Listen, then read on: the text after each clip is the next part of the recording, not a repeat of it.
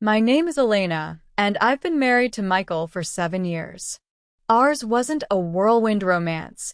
It was steady, predictable, the kind of love that builds like a house with strong foundations.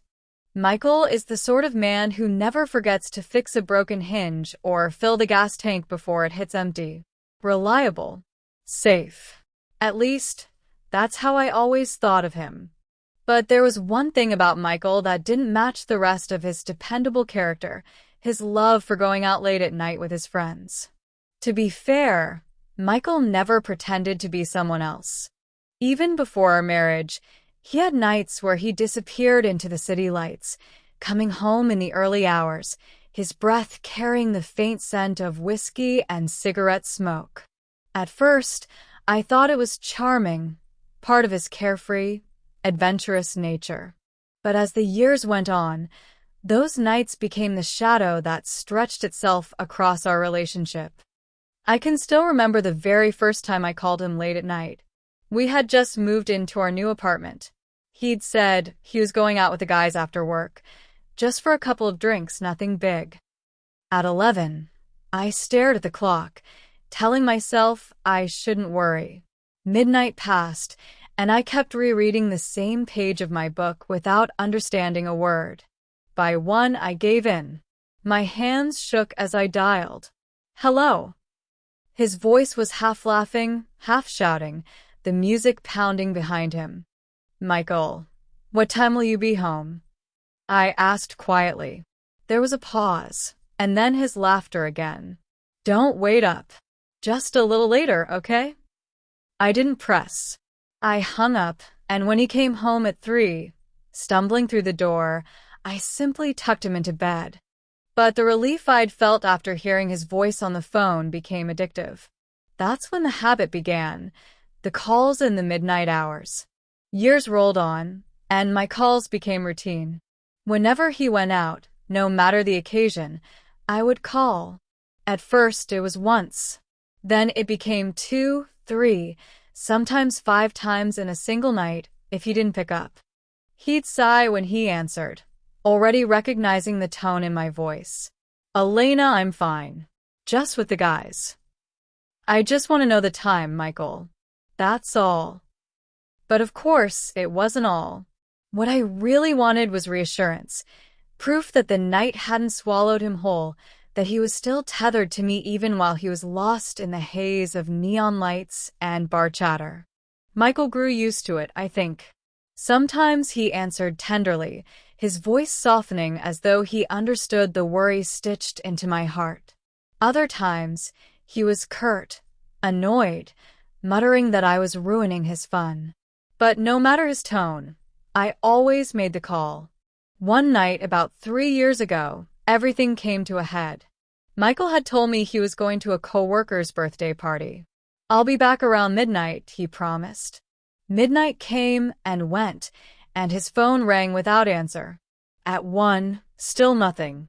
At 2, I was pacing the living room, the silence pressing in on me like heavy walls. By 3, I was calling nonstop, my mind racing through every horrible possibility. An accident, a fight, someone drugging his drink. Finally, he picked up. Jesus, Elena. Do you know how many times you've called me? I was in the bathroom. His voice was sharp, filled with anger. I froze, tears prickling my eyes. I just wanted to know the time, Michael. That's all. You said midnight. I'm not a child. Stop treating me like one, he snapped before hanging up.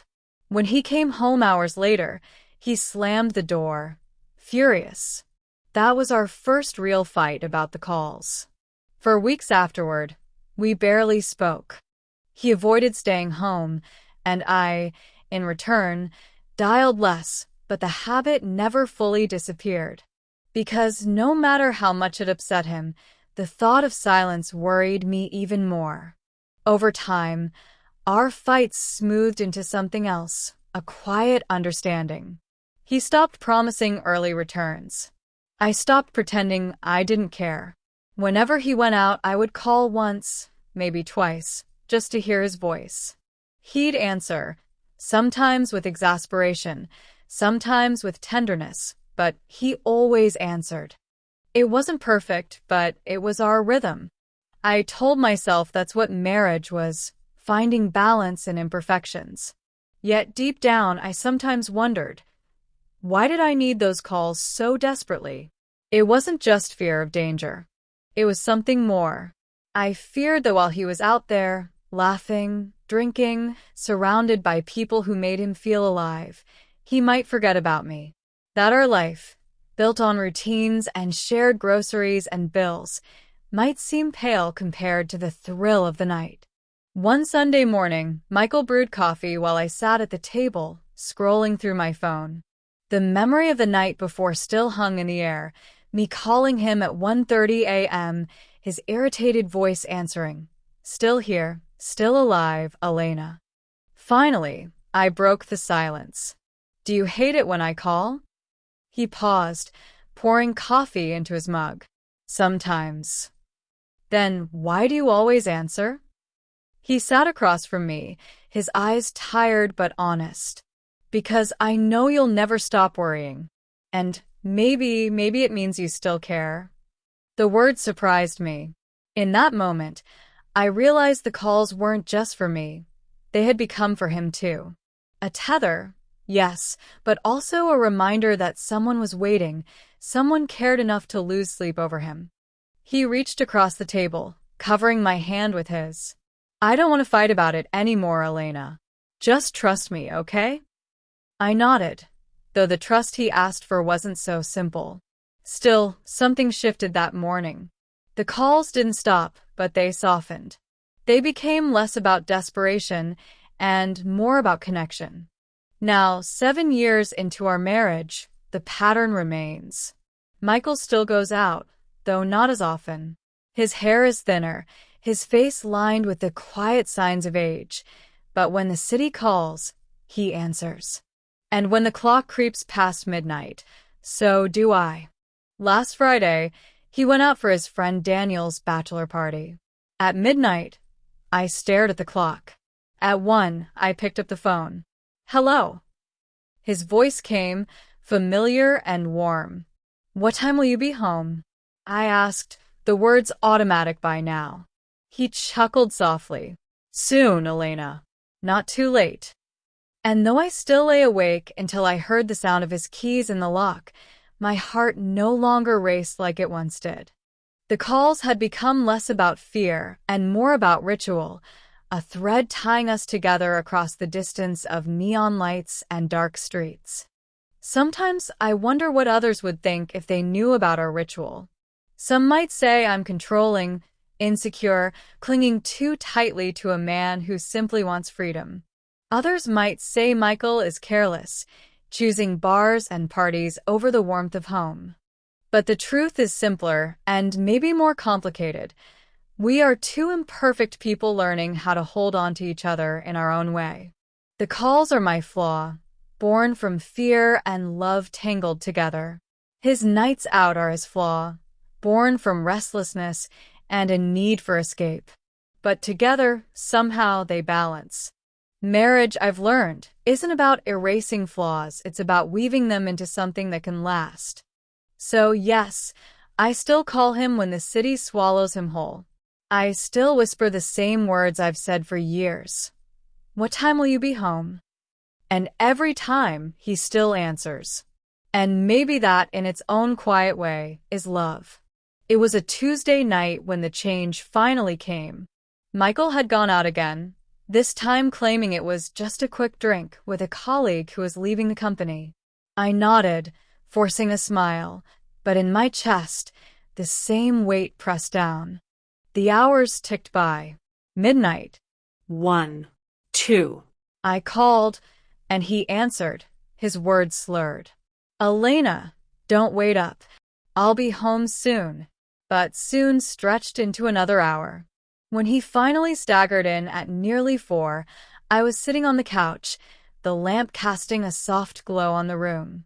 I hadn't planned to confront him, but the sight of him, rumpled shirt, glassy eyes, smelling of alcohol, made something inside me snap. "Michael, I said quietly. I can't keep doing this.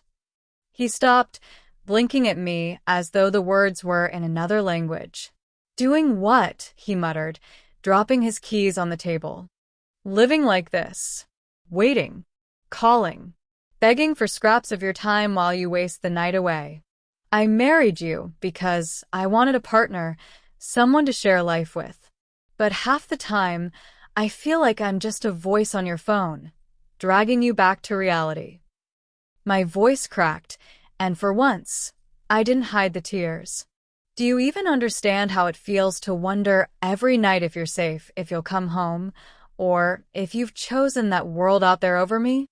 For a long moment, silence filled the room. Then, to my surprise, Michael sank onto the couch beside me. His head dropped into his hands, and for the first time, he looked small, vulnerable. Elena, he whispered, I've been selfish. I turned to him, shocked. He had never admitted it before. He looked up, eyes glassy, not just from the alcohol, but from something deeper. I thought going out was harmless, just a way to blow off steam, to feel young again. But I didn't see what it was doing to you, to us. Every time you called, I felt annoyed, like you were chaining me down.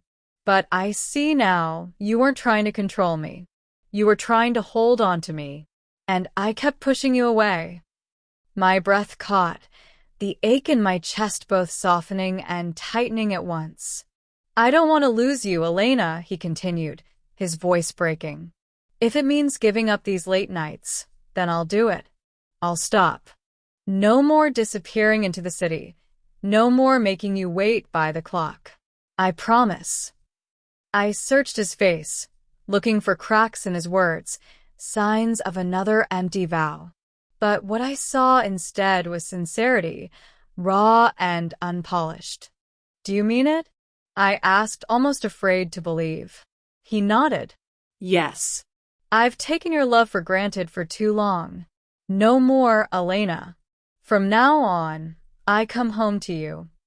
True to his word, Michael changed. The following weeks felt strange at first, like learning to dance to a new rhythm. When Friday rolled around, he didn't reach for his jacket or mutter something about meeting the guys. Instead, he stayed home. We cooked dinner together, watched old movies, laughed about things we hadn't slowed down enough to notice before. The phone calls at midnight stopped, not because I forced them to, but because they were no longer needed. I no longer sat awake, clutching the blanket and staring at the door. Instead, I fell asleep beside him, the steady rise and fall of his breath the only reassurance I needed. Sometimes, he'd look at me across the table, his eyes soft. Thank you for not giving up on me, he'd say. And I'd smile, realizing that maybe the calls had served their purpose after all, not just to keep him tethered, but to remind him that love, even when strained, was still there waiting. Now, when I look back, I see the years of late-night calls as both a wound and a lesson. They hurt us, yes, but they also brought us here, to a place where honesty grew from brokenness. Michael's nights out once felt like walls between us, but his promise to change tore those walls down, brick by brick. And though part of me still remembers the anxiety of those midnight hours, I no longer live in their shadow. Because now, when I ask, "What time will you be home?" the answer is always the same. I'm already here.